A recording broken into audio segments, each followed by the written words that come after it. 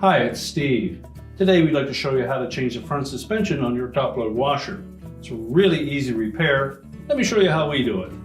Now before we begin this repair, the first thing we'll need to do is to disconnect power to the washer. So simply pull it far enough forward that you can unplug it, or locate the electrical panel, turn off the appropriate breaker, or remove the appropriate fuse. Once we've done that, we can start the repair. Now that we've disconnected the power, our next step will be to remove the front panel. So using a thin putty knife, we'll go into this gap between the main top and the front panel. It can be about 4 inches from either edge, and you'll meet the resistance of a spring clip. Slide the putty knife under that clip, and then pull the front panel forward. Do the same on the opposite side.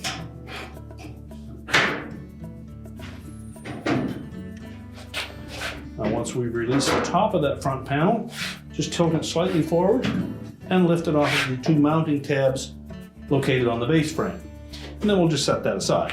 Now next we'll remove these 2 mounting screws that secure that main top to the cabinet.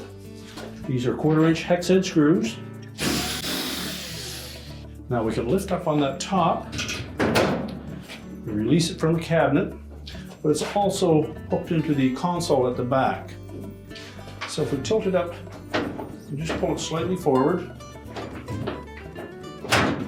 just slide it slightly to the left, and that will release it from these 3 tabs on the bottom of that console.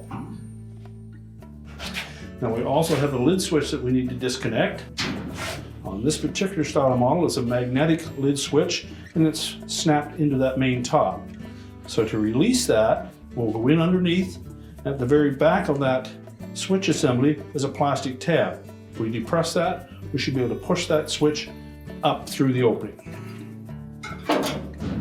You may be able to release that tab with your thumb. If not, use either a flat blade screwdriver or your putty knife just to press that tab while pushing up on the switch until it releases. Once you've released the back side of it, just pull it slightly towards the back of the washer. And you'll see that plastic tab that we are trying to compress to release it. And then just push it down through that opening. Now you can take that top and set it aside. Now typically if you're replacing one of these suspension rods, you should probably replace all 4 of them unless just one is particularly damaged either due to rust or breakage. They're all mounted in the same way.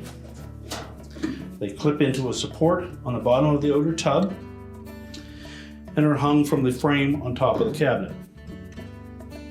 So to release them, with the front ones, I'll have a little clip on there that either secures the wire harness or the air dome tube.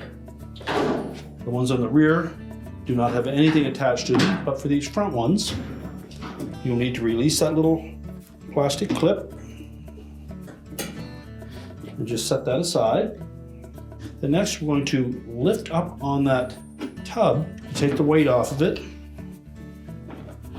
and then we're going to push that plastic bushing down through that opening. So lift up on the tub, and then using a blunt instrument, simply push that plastic bushing down through that opening.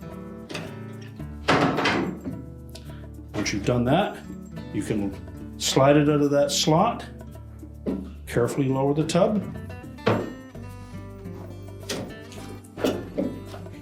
Now next you can lift up on that suspension rod,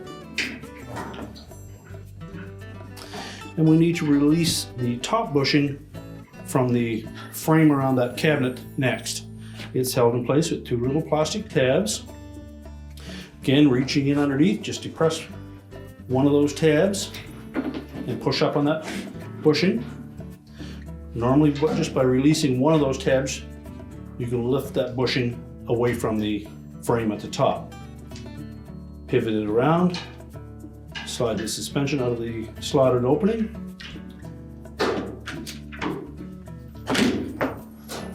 and remove it and discard it. So next we'll take that suspension rod,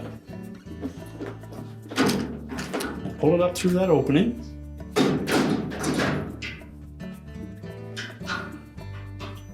Take the plastic bushing, slide it onto that shaft, and take note of the two little plastic locking tabs, and then a little locator tab in between them. So line those up with the frame at the top and snap it into place.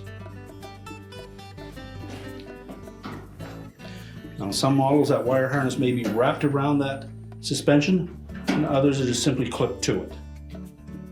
So next we're going to lift up on that tub again,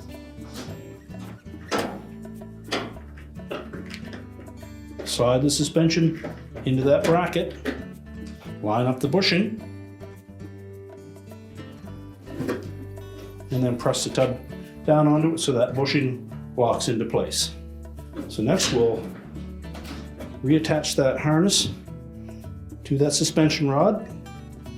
Simply slip that plastic clip around it, lock it in place, and now we're ready to slide that lid switch through the main top. Okay, we're just going to slide that up through that slotted opening, pull it all the way through. We'll keep the wire end of that switch towards the front and the little locking tab towards the back. So we're going to slide the front in. There's a little slot there that will engage the metal of that main top. Press it all the way forward and then snap it down into place. Now next we're going to line up these three tabs on that control panel with the three slotted openings in the main top. So we're just going to lift up on the front of that main top, and we'll line up those three tabs, push the main top up against the console, slide it over to the right, make sure all three of those hook into place. And there are also two little metal tabs on that top frame that will line up with slots on the bottom of the main top. Make sure that this tab, there's one on both sides, lines up with a little slot on the bottom of that main top.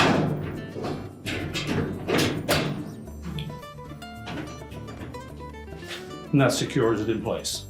And that's what holds the back of that main top to the cabinet.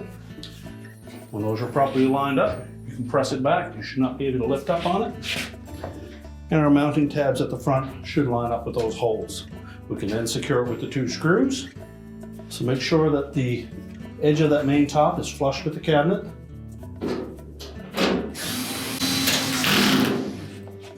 Now when installing that front panel, we're going to line up the two slotted openings on the bottom with the two tabs on the bottom of the base frame. We also need to line up this metal indicator pin with the opening on the side of the front of that panel, as well as line up these four plastic locator pins with the four appropriate holes on the back side of that front panel. That will hold the cabinet square. So set the base in place first, tilt it up, inspect, make sure that those pins are lining up. You may need to push left or right on that cabinet to line them up.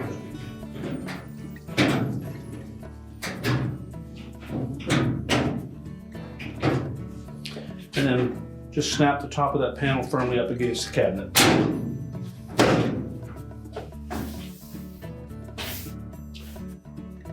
And now we're ready to reconnect the power, and your repair is complete.